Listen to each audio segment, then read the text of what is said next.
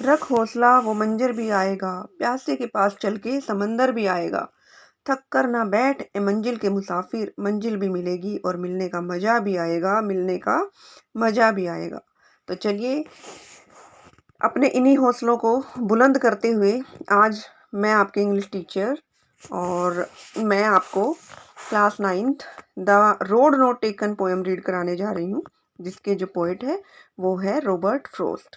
Robert Frost जो है एक अमेरिकन पोएट हुए हैं और बहुत ही सिंपली हैंडराइटिंग में लिखते हैं, सिंपली लिखते हैं। उनकी पोएम जो होती है रीड करने में बहुत ही सिंपल है, लेकिन हमें अपनी लाइफ के बहुत ऑर्डिनरी एक्सपीरियंसेस के बारे में बताती है।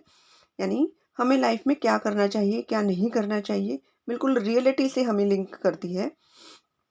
चलिए स्टार्ट करते हैं poem. This well known poem is about making choices and the choices that shape अस।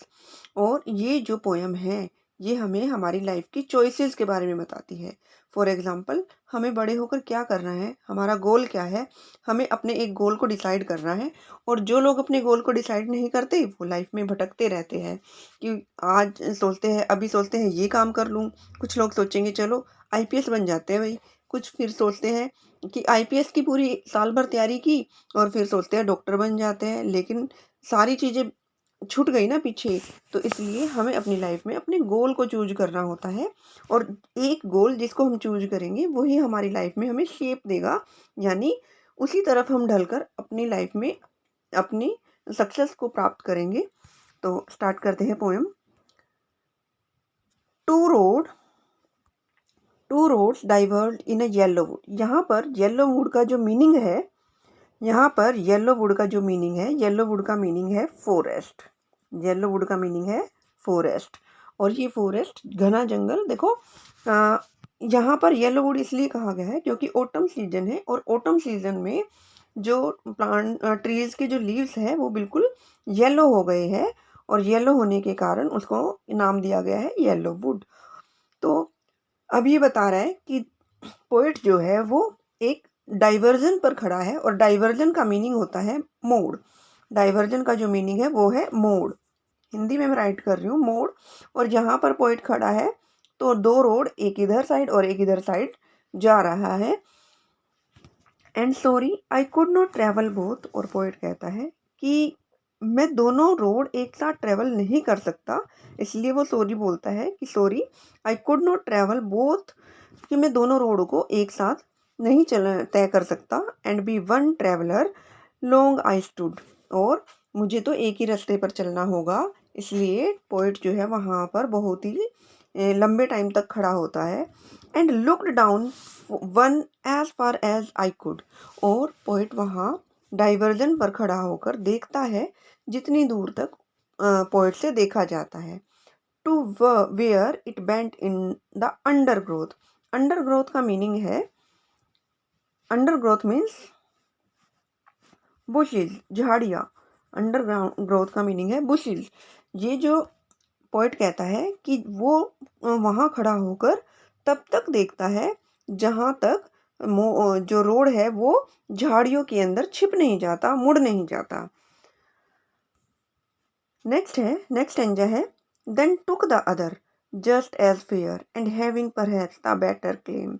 अब पोइट कहता है कि then took the other just as fair, कहते हैं कि वो एक ऐसा रास्ता देखता है, वो एक दूसरा रास्ता लेता है जस्ट एज फेयर जो साफ होता है, and having perhaps the better claim, और सोचता है कि यही उसके लिए अच्छा है, because it was grassy and wanted wear, क्योंकि वो रास्ता बहुत ही घास वाला रास्ता होता है और उस पर लगता है कोई चला ही नहीं।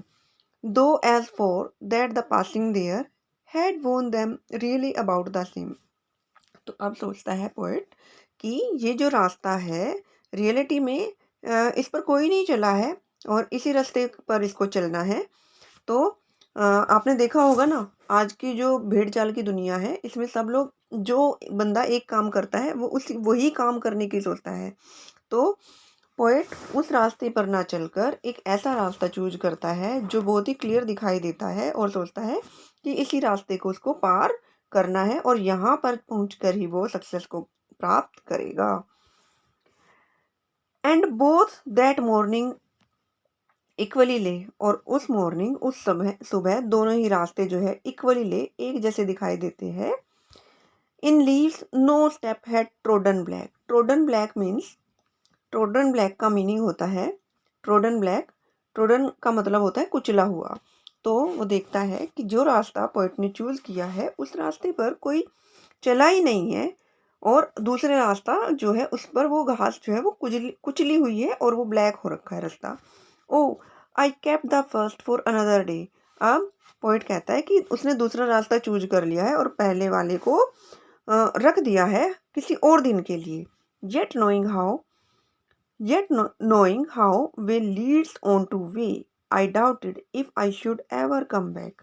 अब पोइट कहता है कि वो जानता है कि जिस रास्ते पर वो चल रहा है ना, तो शायद वहाँ से आना, अब आई if I should ever come back, तो उसको संदेह होता है कि वो उस रास्ते से वापस आएगा या नहीं आएगा। तो आप सोचिए, आप किसी रास्ते पर आधे से भी ज़्यादा दूर तक चल पड़े हैं और फिर वहाँ से वापस आना और फिर एक नया रास्ता लेना कितना डिफ़िकल्ट टास्क हो जाता है ना। तो इसी तरह से पोएट भी यही सोचता है कि भई जो रास्ता उसने चूज़ किया है, जो रोड उसने लिया है, पोएट को वहीं पर चलना है। I shall be telling this with a sigh. तो पोएट, साई का मतलब होता है deep breath. Sigh means deep breath. एक गहरी सांस लेते हुए पोएट कहता है, somewhere ages and ages hence. कहता है युगों युगों से ऐसा होता आ रहा है। Two roads diverge in a wood. दो रास्ते उस घने जंगल की तरफ जाते हैं। And and I took the one travelled I took the one less travelled by. और पोइट कहता है कि मैंने वो रास्ता चूज किया जिस पर बहुत कम लोग चले हैं। And that has made all the difference.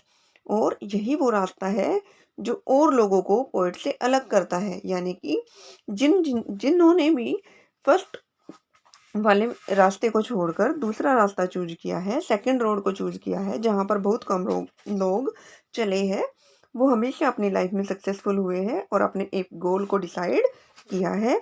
और गोल को डिसाइड करने के बाद जो उस गोल पर चला है वो पर्सन हमेशा सक्सेसफुल हुआ है। तो पोएट अपनी पोएम के थ्रू यही बताना चाह रहा था, द रोड नॉट टेकन के थ्रू, कि वो रास्ता जो पोएट ने नहीं लिया, यानी जिस पर सभी लोग चलते हैं। तो रॉबर्ट फ्रॉस्ट की ये जो पोएम है बहुत ही सिंबॉलिक पोएम है। तो आई होप आपको ये पोएम अच्छे से समझ आई होगी, और अगर आपको पोएम समझ आई है तो मेरे चैनल को लाइक, शेयर एंड सब्सक्राइब जरूर करिएगा। Thank you, have a nice day.